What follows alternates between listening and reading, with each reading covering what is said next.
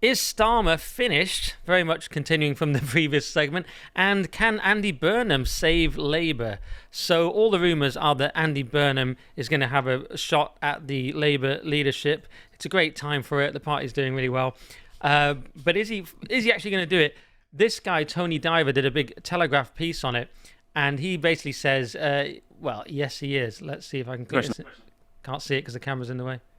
Look at that. Everyone has asked him, which is, do you want to be Prime Minister? Do you want to lead the Labour Party? And are you going to challenge Keir Starmer? And he gave me a strange answer, which is to say, it's not really up to me. It's up to Labour MPs. It's up to people in Westminster. They're the ones who get to choose who the Labour Party leader is. So I said, OK, well, do any of them want you to do it? And he said, yeah, actually, quite a lot of them have contacted me over the summer and said that they would like me to stand. So there we go. Those two answers together tell you one thing, which is that Burnham wants it.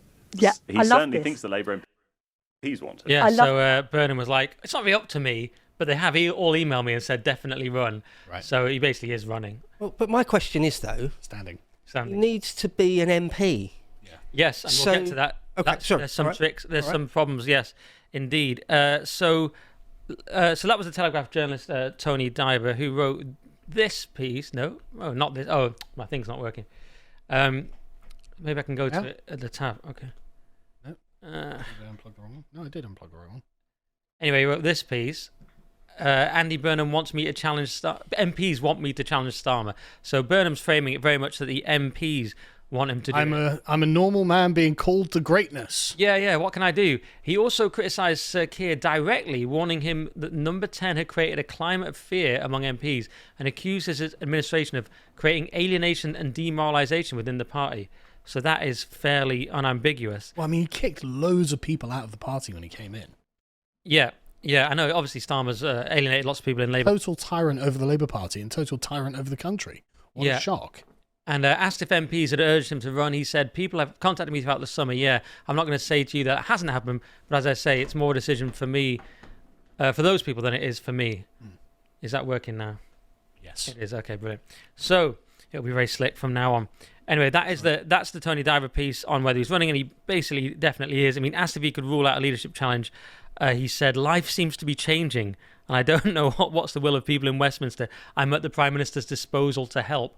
That was a brilliant quote. It's like, I'm just at the... Listen, here we are. Life finds a way, you guys. Life seems to be changing. So the Labour conference next week is going to be very important because if Burnham comes up there and just gets the... you haven't seen Dark Hour, but if he gets the dab on the head of the napkin, if he gets the vote of the people, it'll become clear at the conference whether they're for him or not. Yep. A bit like when Farage went to the Tory conference and it was clear that everyone actually liked Farage better.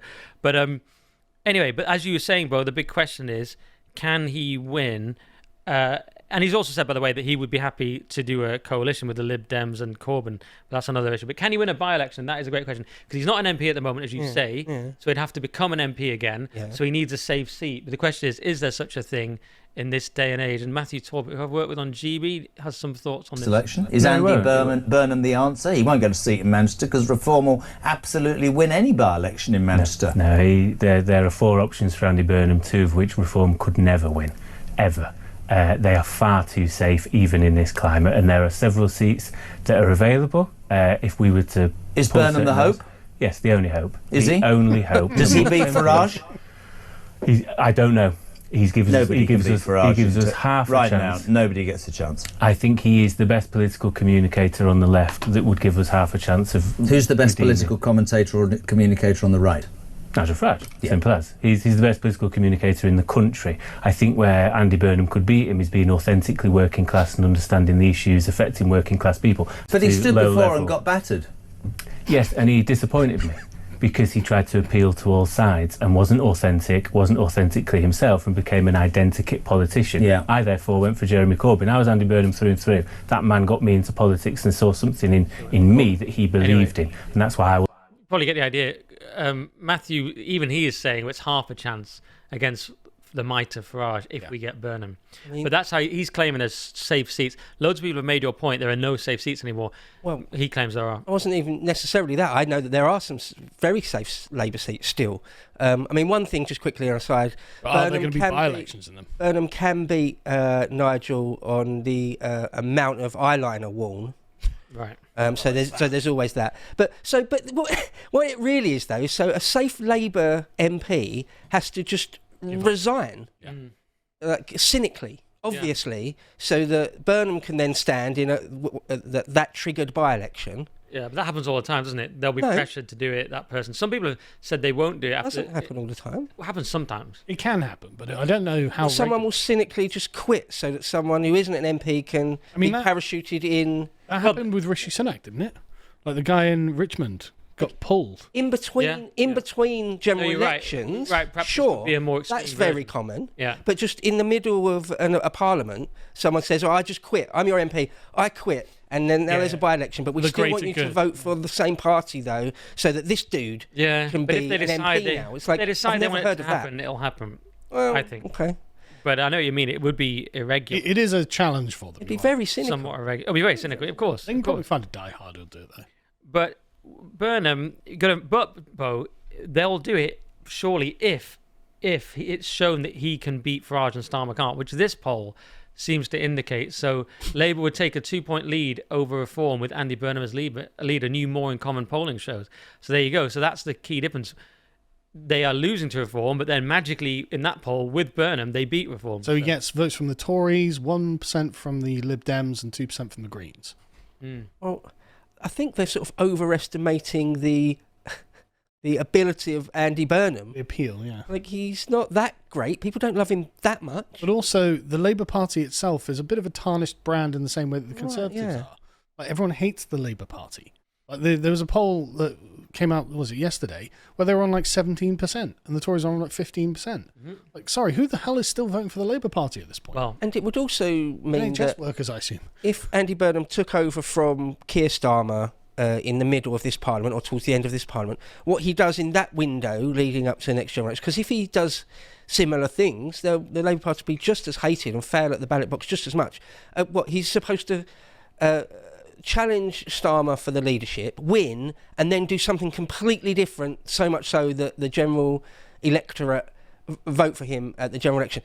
That's why even Labour diehards are saying it's a half chance. You know what I mean? Yeah, it's a long shot. Exactly. It's a series of long shots. Well, that's the point, isn't it? The guy was like, well, he's our last hope. It's like, really, Andy Burnham is the last hope of the entire Labour project since 1997. He was like third string in the Blair years, wasn't he? How have you got to this point? Yeah, but look how the Tories disintegrated. They had no talent left. But they followed the same trajectory. That Cameron was like, we're going to become a Blairite party. Yeah. And so now William Hague and Tony Blair are locked arm in arm being like, guys, we need digital ID. And all it takes is someone like Nigel Farage basically on his own to go, I'm not going to do that. Their form of politics is dying. Exactly. As Starmer claimed today it wasn't. Exactly. And you look at some of the polls where Reform are just crushing everything, becoming almost like just a one-party The dictatorship. uniparty, yeah. It just shows that it's the end of that era of politics. And just to be clear, right, I'm going to vote for Nigel Farage, and I strongly encourage you to vote for Nigel Farage. I've got many, many problems with Nigel, but we have to crush these two. Right, Labour and Tories have to be crushed. Yeah. That's just the way it is, and Farage is the weapon to do that. I'm not thrilled with it, but it's got to be. Yeah, and it's not surprising that... And if things change, then things change, but at the moment... Oh, yeah, I'm not... Yeah, it's an interesting point, because you might not have said that before. I mean, I've been very critical of... Yeah, no, I'm very critical of them. Yeah. But there's no one else is going to win. Yeah. And look at what they were trying to do. They want to bring digital ID. Farage is like, no, I'm against that. Great, it has to be him now. Yeah, it's just a question of hoping they can actually deport people and be base, which we live in hope. I'm just hoping Rupert will still start a party and you're not... Well, yeah, me too. Well, yes. But, I think things are too emotion for that now. Anyway. Anyway, it's no surprise that Starmer is doing so badly in the polls because you see he is, just to recap, he is completely falling apart. Starmer's head of communications, Steph Driver, quit in latest number 10 exit. And this, of course, is on top of the Mandelson going, of that guy Ovenden going, obviously Rayner going, McSweeney, rumours of Starmer shouting at McSweeney, "You're supposed to protect me," which just sounds hilarious. Well, isn't McSweeney under some sort of investigation for like embezzling £750,000? £40,000, yeah, exactly. She's a big deal. She's the equivalent of like Alistair Campbell. Your head of communications in number 10 is an absolutely pivotal role. I see McSweeney as the Campbell, maybe, or maybe McSweeney's the Cummings and she's the Campbell. Yeah, maybe. Or head of communications, she's chief of staff. She's the one who projects the message out to the public. That's what she's in charge of doing. So losing that person, That's a bit bad. Yeah. Little over a week after that, Director of Policy Strategy. So it ain't good. It ain't good. The wheels are coming off of the Starmer regime. Yeah, indeed. So this is what I mean with the digital ideas being the Hail Mary. You can think things are falling apart. There's challenges coming within the Labour Party. They're like, right, we need to get the Blair Institute on board. Digital ID. It's like that is the end. You can drive yourselves into the ground. Labour does absolutely feel like it's a cornered, feral animal Yes. with nothing left to lose apart from to strike out with everything it's got left. Yes. Yeah. Hopefully it kills the party finally. But sorry, Karen. Just because I'm a normie from mainstream television news, a veteran really, I thought we'd look at, who is Andy Burnham? What are his policy ideas? It's kind of a mainstream piece. And so Burnham, he was in Brown's cabinet. He was once a Blairite, now he's sort of socialist, soft left. He ran for leader in 2015. That describes Brown. Was it? Yeah, true. He was ahead, but then he got fairly trounced by Corbyn, and his pitch was pretty vague, as actually Matthew Torbett suggested earlier. Because I love this bit where his announcement. Where is it? Oh yeah. His announcement involved the promise to rediscover the beating heart of Labour and appeal to the aspirations of everyone. It's the most vague, nothingy bit. Oh, okay. So that was a bit of a problem with his pitch, whereas Corbyn was a bit clearer in his beliefs. So then he became king in the North. They actually say king of the North, but in Game of Thrones it's king in the North, by becoming mayor of Manchester. And he won that convincingly 3 times, to be fair to him. And so they like him up there. And if you want to understand him, this New Statesman piece is pretty good, which is Andy Burnham's Plan for Britain. And I'm not actually going to scroll around it because it's too big and complicated, and I'll piss around with the scroller. But basically, he is born in Aintree, which is Liverpool pretty much, but he moves to Colchester, which is more considered Manchester, though it's about equidistant between them. So basically, there's an anecdote in here where he goes to the football. It's Everton versus Man City, and the City fans start chanting, "You Scouse bastard," to which the Everton fans reply, "You Manc bastard." So he's hated by both, but he's also potentially loved by both in that big sort of northern area. If you've ever sort of gone across that area in the northwest, and I'm obviously 52.2% northwestern in my DNA, so I understand all this. There's just a big, massive area with loads of houses there. It's Warrington sort of area. And there's a lot of people there, and they do like Burnham. As the piece says, he's chauffeured from office to home, from visit to visit, as if he's Prime Minister of the North. And there's all these people stopping him to chat and things like this. And so in that northern world, he's loved, and loved by many. Something quite strange, he said, is that he identifies as British first, Northwest second, Liverpool third, and English fourth. So to keep the different layers of his identity. That's quite strange, isn't it? I can't help but notice he's got very Scouse physiognomy as well. Yes, he looks like a Scouser. That's true. It's so it can't be easy in Manchester for him. He's got Irish roots as well from his grandparents, and he's like, as many Scouts have. Yeah. But British first, Northwest second. Because I always think of myself as Lakes first, Cumbria, North, England, Britain. But that's concentric. It makes sense. Yeah. Britain, Northwest, Liverpool, English. I'm like, this is all over the place. Yeah. But anyway, that's how the American dating system. I'm very, very firmly southeast, but I just consider myself an Englishman first and foremost, and not much else. Yeah, same. I'm just English. I might say northern, but yeah, I could drill down into it if I needed to. Right. Why would I? I'm English. Yeah, I see myself as English. Anyway. It's this weird thing about Britain. So he wants to go back in the EU. He's pretty clear about that. It says he likes unions, including the one the UK had until recently with the continent, a union he hopes is eventually restored. Of course he does. And he even says it says Burnham wants Labour to make a stronger argument about Brexit having been a mistake. So that's very, very clear. Obviously it plays simply against Farage, Mr. Brexit. So, and loads of people still want to go back in. I know these people. I play football with them. Burnham wants to see a complete overhaul of asylum policy, not leaving the ECHR, but ending the system in which asylum seekers are settled around the country by the Home Office, which he describes as atrocious and dangerous. So what are we doing? Put him in a concentration camp? I'm not quite sure, but he's right that it's dangerous. Yeah, it doesn't say. And he was a disciple of Blair and Brown. Yeah. That's and still is, essentially. That's all you need to know. Yeah. That's all you need to know. And wears eyeliner. Sorry, does he wear eyeliner or not? I don't know. Have you not noticed? Have you never noticed? He does look like he is, but the thing is, sometimes people look like that. Some people used to say that to me at school. And I wasn't. I got in that. The North. I just have thick eyelashes. Yeah, so let's find out on that. Do some deep research, bro. He wants proportional representation. He says the idea of a government elected on a minority of the vote is untenable. So that's fairly radical. He wants maximum devolution to England's regions, which I'm not sure means actual devolution, just more power to the north and so on, which he's convinced will allow the state to control the amount of spending on welfare and social housing. And it may as well just be Blair speaking. Yeah, he wants the mansion tax. He wants to change the council tax ban. So he's never had an original thought. So it's a commie. Got it. Yeah, and the other thing is, you say he's a commie, but is he the new Truss? Because the scale of borrowing he's talking about is already spooking the markets. So Financial Times, Andy Burnham's borrowing plans would spook gilt market investors war. Wow. So some people, I've even seen pictures. I didn't. It was too disturbing to put it on the screen of him as Truss in a kind of mashup. But people are worried about his 40 billion that he wants here to build council houses alongside a mass nationalisation program. So they're worried already. Have we got 40 billion just under the couch cushions, do we? Yeah, exactly. It's a great question. Where's this money going to come from? So he's just another Labour guy who doesn't understand spending. And I quite like the quote here where someone said it was I can't find it. It was about, let me see if I can find it. We need to borrow tens of billions so we can nationalise stuff. Yeah. Good plan. So we can build houses for foreigners. And even Starmer has basically said, no, this won't work. Here's the quote I liked. Burnham downplayed such concerns. We've got to get beyond this thing of being in hock to the bond markets. One ally of Starmer said, it's like telling someone on a ledge not to worry about gravity. So, yeah, we can't just not worry about the bond markets. And the bond markets are worse than when Truss was in charge anyway. Yeah. So, like, things aren't as bad as, worse than they've ever been. But anyway. Yeah. And if they do, obviously you'll fix nothing if they win, but we couldn't afford his spending plans anyway, is the point. Those are just an overview of his policies. But as you say, Bo, and as Nick Buckley put it quite well here, that's Tom Slater.